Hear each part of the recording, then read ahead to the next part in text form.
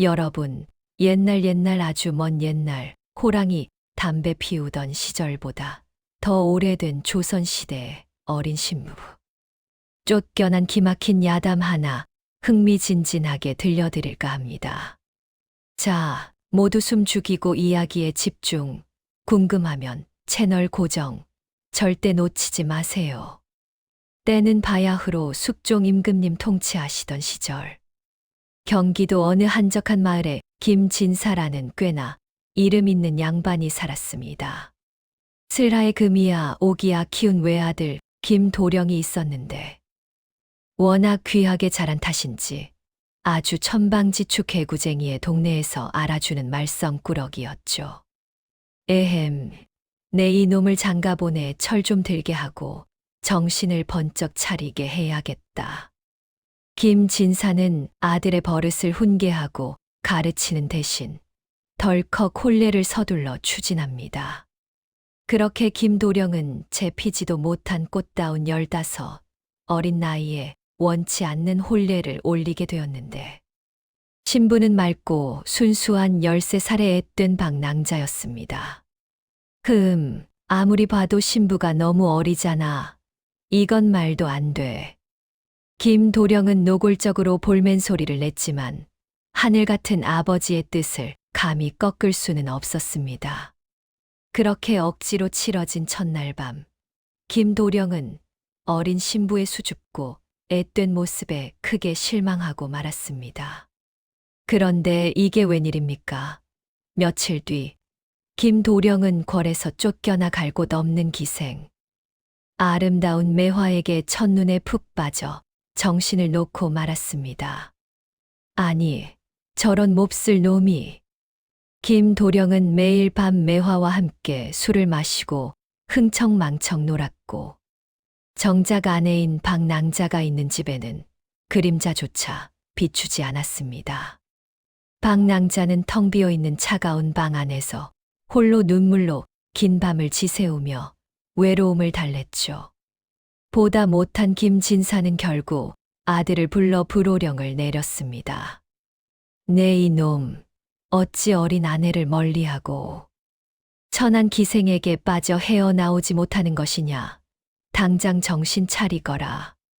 하지만 김도령은 아버지의 진심 어린 말을 조금도 듣지 않았습니다. 오히려 제 마음이 끌리는 대로 하겠다는데 아버님께서 무슨 상관이십니까? 제 인생은 제가 알아서 합니다. 라며 버릇없이 대들었습니다. 결국 크게 분노한 김진사는 괘씸한 김도령을 매정하게 집에서 내쫓았습니다. 당장 이 집에서 썩 나가거라. 다시는 더러운 내 얼굴 내 눈앞에 들이밀지 마. 쫓겨난 김도령은 기다렸다는 듯이 매화와 함께 주막을 전전하며 더욱 방탕하고 문란한 생활을 이어갔습니다. 한편 박낭자는 낯선 집안에서 시부모님의 모진 구박을 받으며 하루하루 힘든 나날을 보냈습니다. 어린 나이에 시집와 집안일도 제대로 하지 못한다는 터무니없는 이유 때문이었죠. 설상가상으로 집안에 귀한 손님이 오기로 한 날, 귀한 비취, 놀이개마저 감쪽같이 사라지는 불미스러운 사건까지 발생합니다. 내가 훔친 게 분명해. 쥐도 새도 모르게 훔쳐서 몰래 달아나려 한 게 아니냐, 괘씸한 것. 시어머니는 억울한 박낭자를 삿대질하며 도둑으로 몰아세웠고 억울하게 누명을 뒤집어 쓴 박낭자는 결국 쫓겨나는 신세가 되고 말았습니다. 저는 정말 결백합니다. 정말 훔치지 않았어요. 제발 믿어주세요. 억울함에 북받쳐 눈물을 펑펑 흘리며 쫓겨난 박낭자는 이제 의지할 곳 하나 없이 갈 곳이 없었습니다. 낡은 보자기에 쌓인 초라한 짐을 든 채 정처 없이 슬픈 길을 하염없이 떠돌았습니다. 그러던 중 우연히 마을 어귀에 있는 당산나무 아래에서 잠시 쉬게 되었는데 꿈 속에서 호련히 백발 노인이 나타나더니 지금 당장 보자기를 열어보라는 신비로운 계시를 내렸습니다. 이게 대체 무슨 꿈에서 깨어난 박낭자는 반신반의하며 보자기를 조심스럽게 열어보았습니다.